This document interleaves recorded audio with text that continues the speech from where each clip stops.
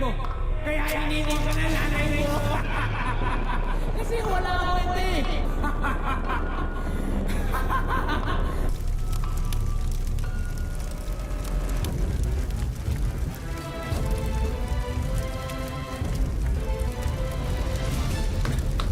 Ha? Labas ako dito!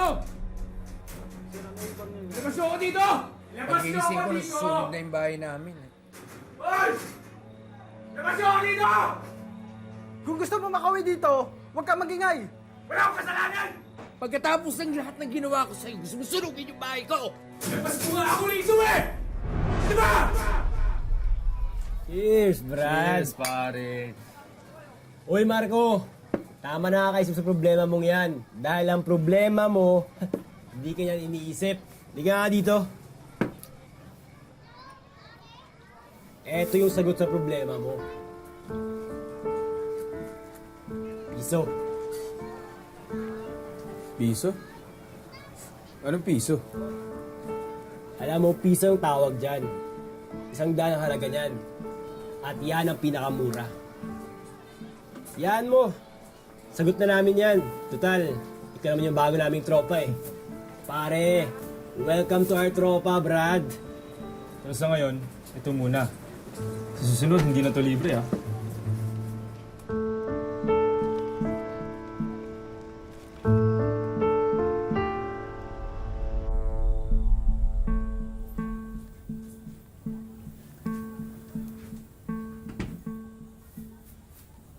Anong oras na?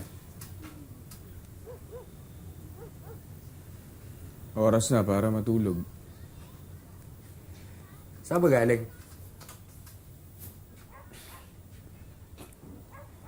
Paalam po ako sa inyo na iinom kami ngayon, di ba? Nagbigay ka pa nga ng panginom. Eh sabi mo gang alas 10 lang kayo. Kanina pa ako tawag ng tawag. Hindi ka sumasagot. Manood ka naman, di ka man lang makapag-text. Saan naisip nyo na umiinom ako kasama ako ng mga kaibigan ko? Eh sana naisip mo rin na marong kang tatay na nagiintay sa'yo. Hirap yun yung kausap eh, no?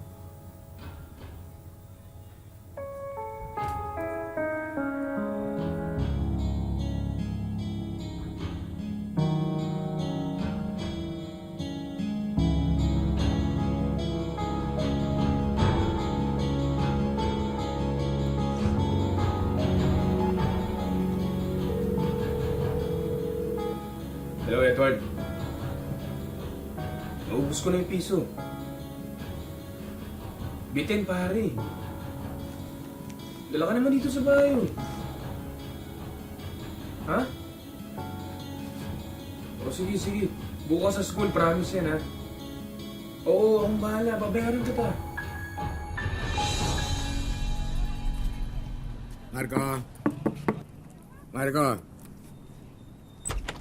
Papasok ka ba? Ano itong mga nasa kama mo? Hoy! Marco!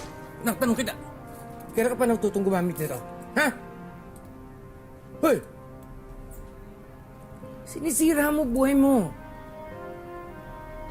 Shh! Kinakausap kita. Marco!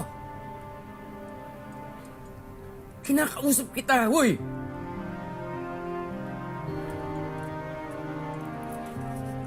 Wala kayong pakialam.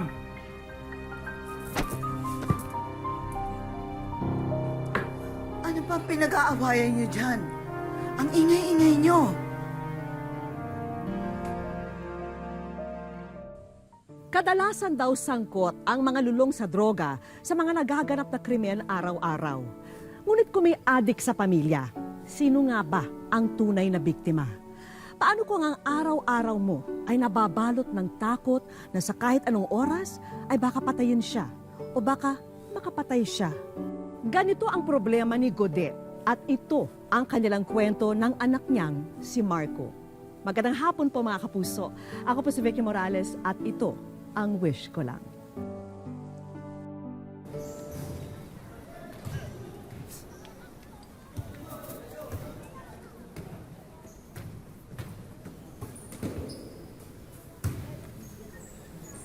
Marco, anong problema mo? May dala ka ba ngayon? Oo, meron ako dito. Ilan ba?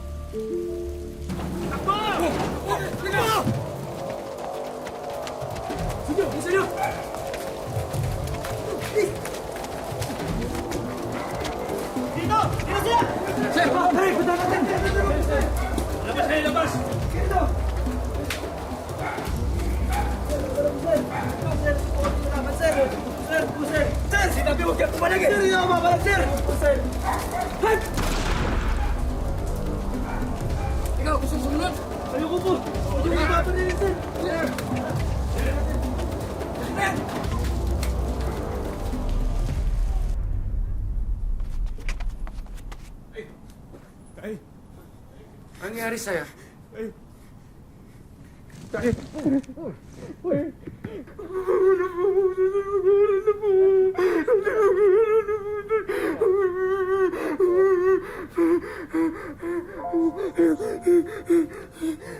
Ano nangyari sa'yo?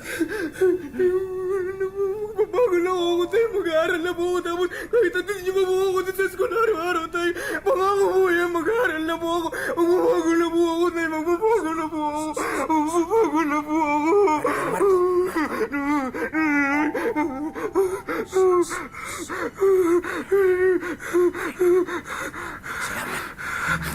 Salamat. Ha? Salamat. Matanda na rin naman ako. Matanda na lola mo. Ha? Hindi ka namin palaging maalaga. Tatapusin ko po yung mag-aaral ko tayo.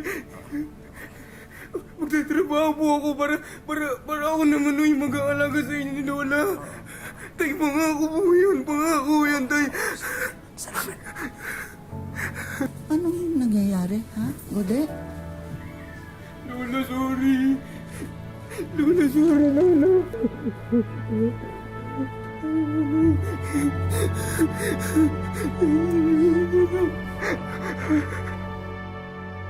Hindi natupad ni Marco ang pangarap na makapagtapos ng pag-aaral. Gayunpaman, natupad naman niya ang pangakong magbago. Naging abala siya sa kung ano-anong trabaho para makatulong sa kanyang pamilya. Pero magiging marupok na naman sa tukso ang binata nang mapasok siya sa construction.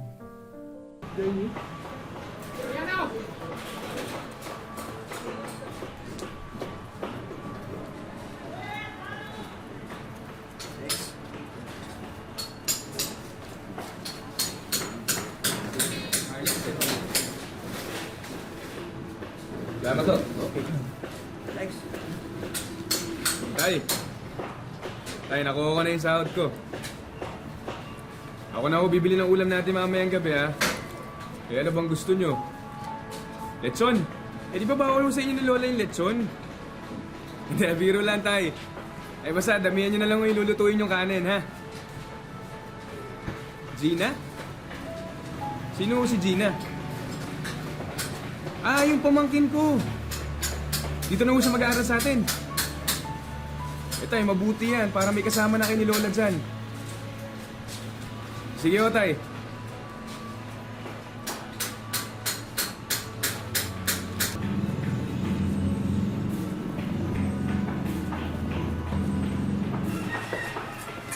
Oh, Marco, sumama ka sa amin mamaya, ah. Pare, pas muna ako. Maaga ako uwi sa bahay. Uy, birthday ko mamaya. Sumama ka sa amin, tagay tayo. Uy, birthday mo pala eh. Happy birthday, pare. Basta mamaya, ah. Tagay tayo. Oh, ba't ikaw umiinom? Kailangan ko umuwi ng maaga eh. Di pwedeng isang bote lang. Dahil birthday ko, mag-happy-happy tayo ngayon.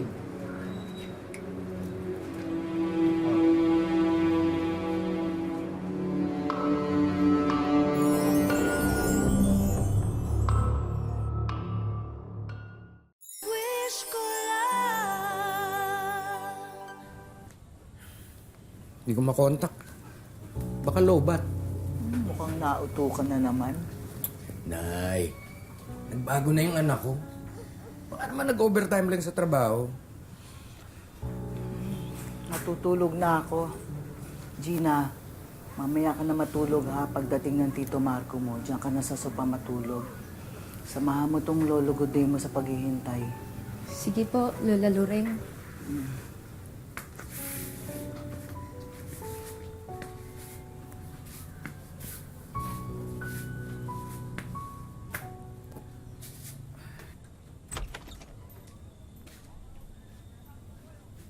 Marco. Sandali. Marco, anak.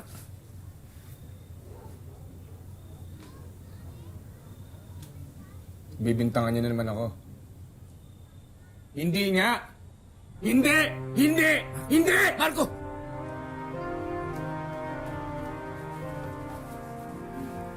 Magandang gabi po, Tito Marco.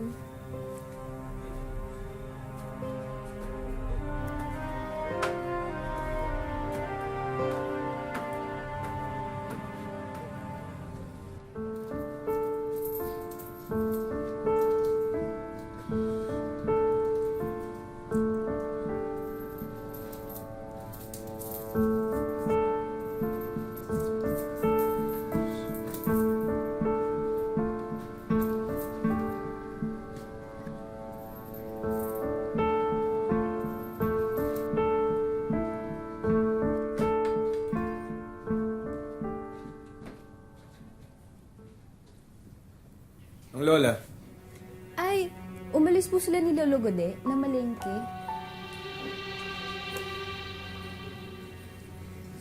Sige po, Tito. Papasok na po ako. sige.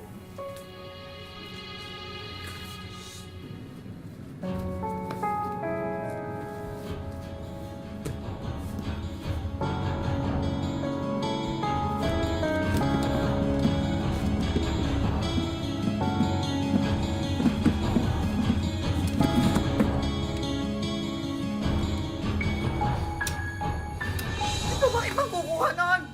Maghanap ka kasi ng trabaho ulit para hindi ka nagnanakaw. May nakita ka bang pera sa kwarto ko?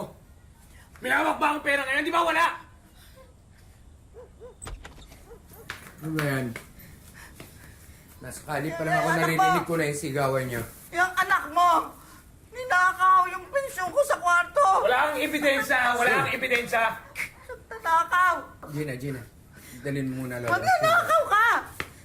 Magnanakaw! Palayasin mo na yan! Ano naman ginawa mo? Ha? Ano? Sasaktan mo ako? Ha? Sige, ayun o. Ayan, hinahin mo. Ayan, saktan mo ako. Ano? Saktan mo ako. Para makabawi ka sa lahat magbihirap mo sa akin. Ha? Lahat kayo. Yan, lahat kayo magkampi-kampi kayo. Pagtulungan niyo ako. Ayan o, saktan mo ako. Ayan o. Ayan, sapakin mo. Sapakin mo. Ayan o, yan. Sige ba? Ano pa? Saktan mo. Ano?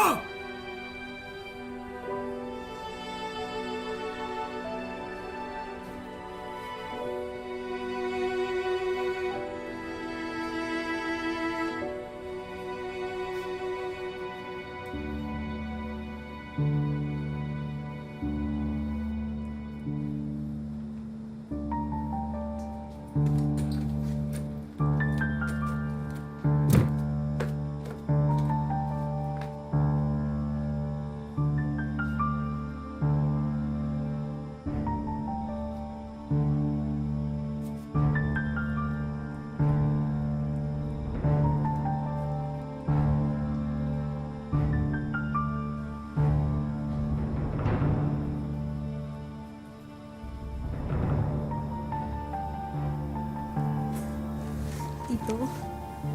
Tito? Ano pong ginagawa niyo? Wala to. Huwag po, Tito. Huwag po, Tito. Tito, huwag po. Wala to. Wala to. Marco! Hoy! Anong ginagawa mo? Naayos ko lang yung kumot niya. Ayan o, nilalamig ko. Nilalamig nga siya.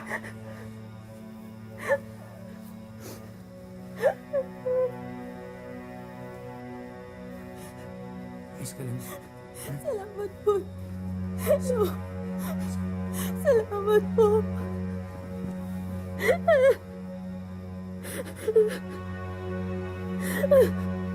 Pasensya ka na. Pasensya ka na, Gina, ha? Pero mas mabuting doon ka na lang muna sa inyo. Kaya hindi naman natin natitiyak na hindi na mauulit yung nangyari. Kaya mo, ako magpapaliwanag sa nanay mo. Yung anak mo, kailan mo ba yan ipapakulong? Eh, hintayin mo bang gawan tayo ng masama niyan? Ayoko ng adik sa bahay. Para tayo nag-aalaga ng ahas niyan.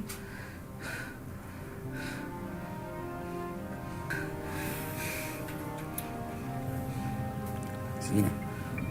Mag-iingat ka, ha?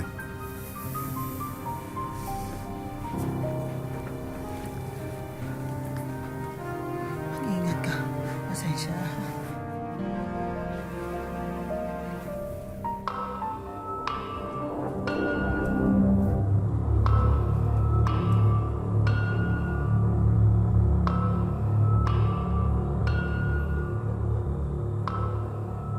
Hindi totoo yan! Ba't mo ba ako pinanganak? Ba't mo ba ako pinanganak? Wala kang silbi! Hindi totoo yan! Ha? Wala kang kwenta! Hindi totoo yan sinasabi mo! Mali yan sinasabi mo! Sa'yo may kasalanan! Ano may sa'yo? Sa'yo may kasalanan! Ano ginawa sa'yo ng nanay mo? Kaya iniwan ka ng nanay mo! Kasi wala kang kwenta eh! Kawawa ka! Kawawa ka!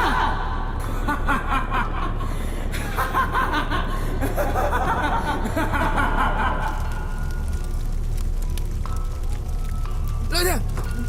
Uy! Marco, anong ginawa mo? Anong ginawa mo? Nay! Nay!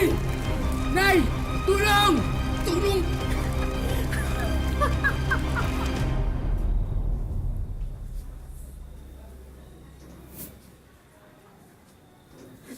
Tay. Tay, patawarin mo. Tay. Tay, patawarin mo na ako. Tay.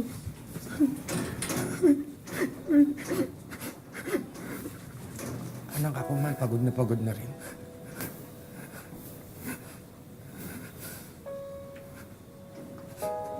Di mo naman ikaw.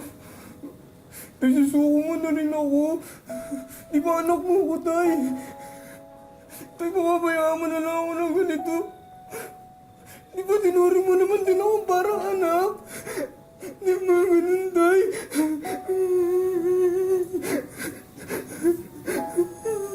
Hindi ako susuko. Pero kailangan magpagamot ka. Kailangan mong magparehab para hindi mo nagawin yung mga hindi mo dapat ginagawa. Intindihan mo ako?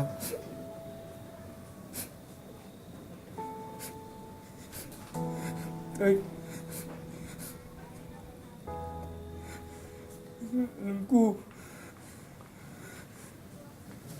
Nahirap ka na sa akin.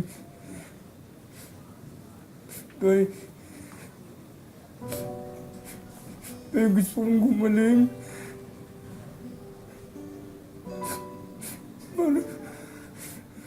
Para sa inyo ni Lola Loreng.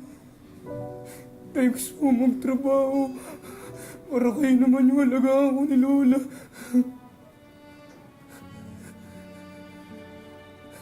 Tay. Tay.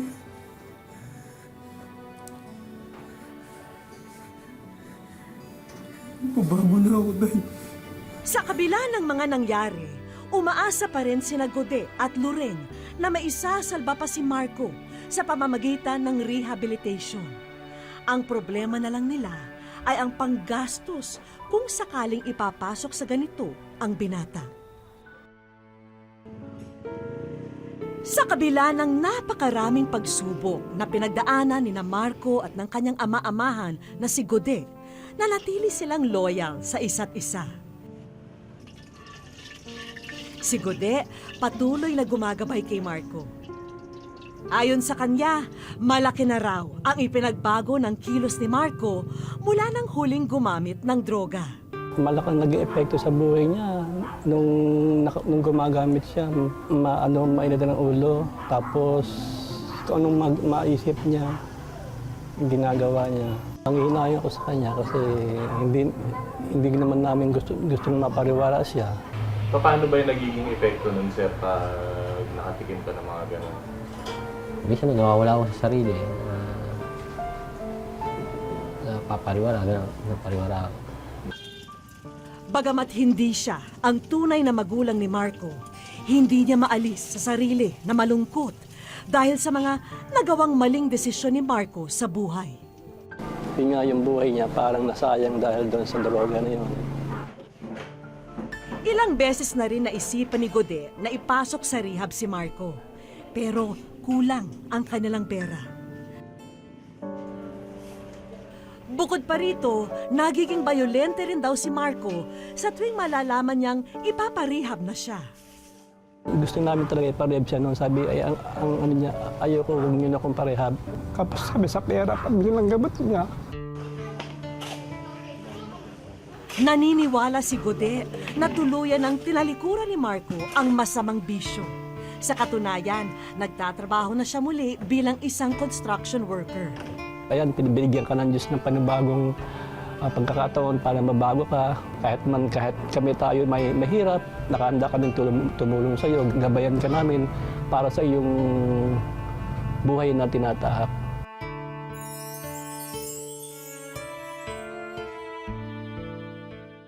Sa aming pagbabalik, Bibigay sa inyo na sigurado ako makakatulong sa inyo. Gusto lang.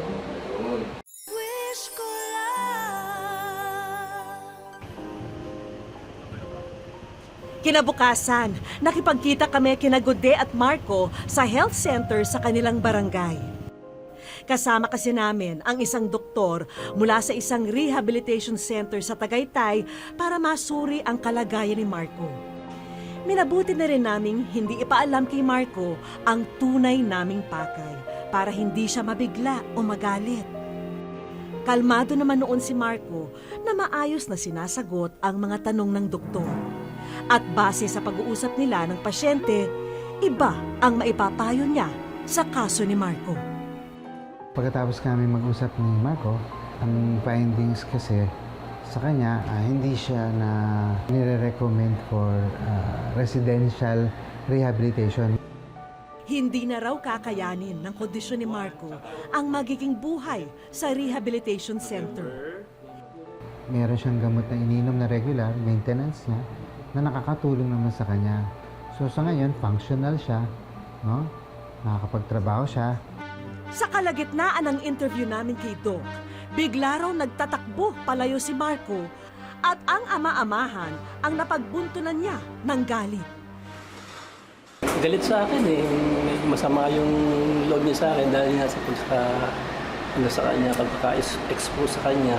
Tapos sabi pa niya kanina nung pinakausap ko, hindi ko naman sinabing ibili niyo ako ng gamot. Parang gano'n ba? Wala naman kami magagawa. Sayo umaayaw. Yung magagawa namin. Mabuti pa, Doc, ay resetahan niyo na po si Gode para naman mawala ang sama ng loob niya. So tay, ito pa yung isang reseta ko na bibigay sa inyo na sigurado ako makakatulong sa inyo. Gusto lang.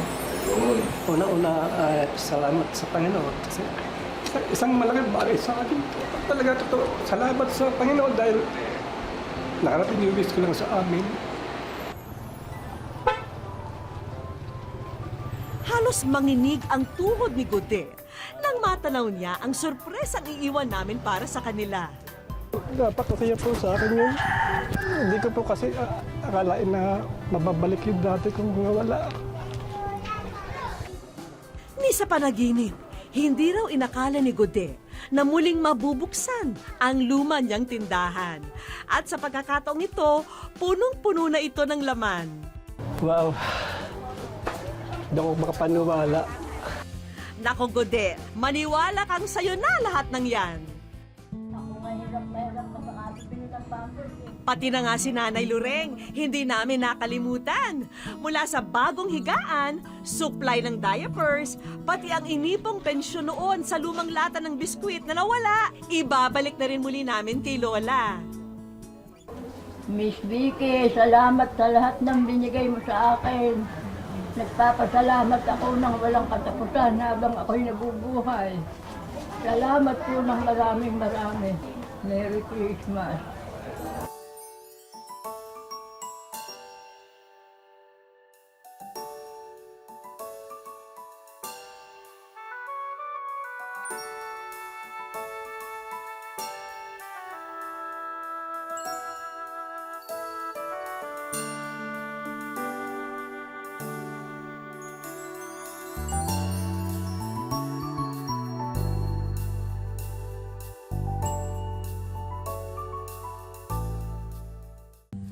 mga taong naliligaw ng landas at sa mga ganitong pagkakataon, wala silang ibang maasahan kundi ang kanilang pamilya.